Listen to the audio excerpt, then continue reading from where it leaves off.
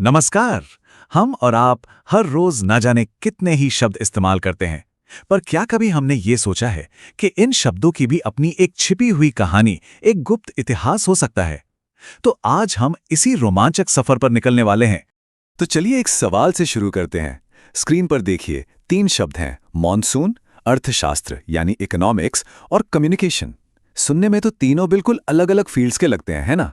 एक मौसम से जुड़ा है, एक पैसे से और एक बातचीत से, पर इनके बीच में एक बहुत ही मजेदार कनेक्शन है। कभी सोचा है क्या हो सकता है? और इसका जवाब है, इन सभी शब्दों की जड़ें दुनिया की बहुत पुरानी, प्राचीन भाषाओं में हैं।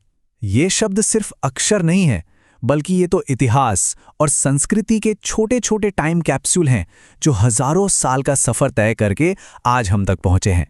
इस पूरे विश्लेषण में हम यही देखेंगे कि हमारे शब्द कहां-कहां से आए हैं।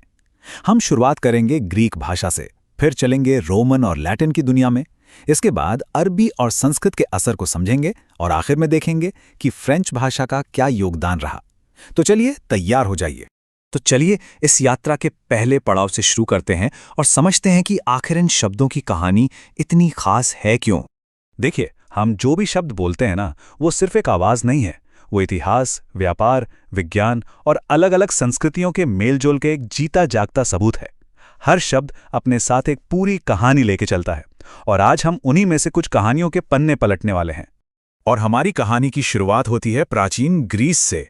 पता है, वहीं के विचारकों ने सबसे पहले दुनिया को विज्ञान और तर्क की नज़र से समझने की कोशिश की थी, और इसका असर आज भी हमारी भाषा में साफ-साफ दिखाई देता है। प्राचीन ग्रीस, जिसे यूनान भी कहते हैं, वो दर्शन और विज्ञान का गढ़ था। उन्होंने प्रकृति, इंसान और इस ब्रह्मांड को समझने के लिए जो शब्द बनाए, वही शब्द आज भी मॉडर्न साइंस की भाषा की नींव हैं। चलिए कुछ ऐसे ही शब्दों पर नजर डालते हैं जो सीधे ग्रीक भाषा से हमारी किताबों और बातचीत में आ गए हैं।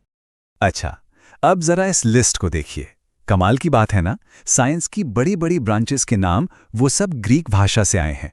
इकोलॉजी, क्लाइमेट, एंटोमोलॉजी यानी कीट विज्ञान और मीटियोरोलॉजी यानी मौसम विज्ञान, ये सब ग्रीक्स हैं। अरे इकोनॉमिक्स भी। और साइकोलॉजी तो और भी गहरा है। इसमें साइकी का मतलब होता है आत्मा यानी सोल।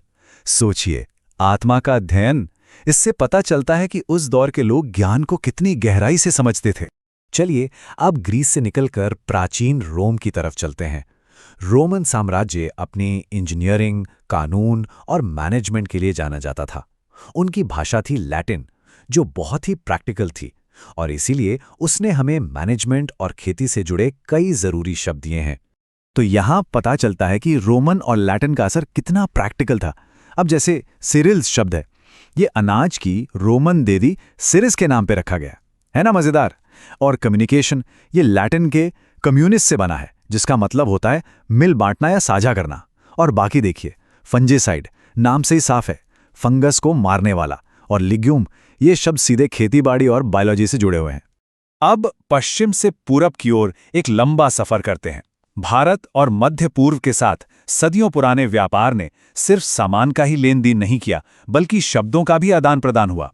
अरबी और संस्कृत, इन दो महान भाषाओं ने हमारी रोजमर्रा की भाषा को बहुत कुछ दिया है, खासकर खेती और मौसम से जुड़े शब्द। ये शब्द सुनकर कितने जाने पहचाने से लगते हैं ना। मॉनसून, रबी, खरीफ, जायद, गन्ना और कपास, ये सभी शब्द उन पुराने ट्रेड रूट से चलकर आए हैं जो सदियों पहले अलग अलग सभ्यताओं को आपस में जोड़ते थे। तो आइए इसे थोड़ा और करीब से देखते हैं। मॉनसून और फसलों के ये नाम, जैसे रबी, खरीफ और जायद, ये सब अरबी भाषा से आए हैं। और वहीं दूसरी तरफ गन्ना और कपास जैसे शब्दों की जड़ें दुनिया की सबसे पुरानी भाषाओं में से एक संस्कृत में मिलती हैं। गन्ने के लिए संस्कृत शब्द शर्करा था, और मजेदार बात यह है कि इसी से बाद में शुगर शब्द भी बना। और ये देखिए, मॉनसून की कहानी तो और भी दिलचस्प है। ये शब्द अरबी के मौसम से निकला है। और जानते हैं मौसम का असली मतलब क्या है? इसका मतलब सिर्फ बारिश नहीं है, इसका मतलब है मौसम का बदलना या चेंज ऑफ सीजन। देखिए, एक शब्द में कितनी गहरी बात छिपी है, कितना सटीक। चलिए अब समय में थोड़ा आगे बढ़ते हैं और देखते हैं कि कैसे मॉडर्न यूरोप की एक बड़ी भाषा फ्रेंच ने भी हमारी वोकैबुलरी पर अपनी छाप छोड़ी है, खासतौर पर बिजनेस और नए आइडियाज के मामले में। यहाँ दो बहुत ही इंटरेस्टिंग एग्जाम्पल हैं। पहला है एंटरप्रेन्योर, मतलब वो इंसान जो रिस्क लेकर कोई नया बिजनेस शुरू करता है। और दूसरा है ट्रक गार्डनिंग।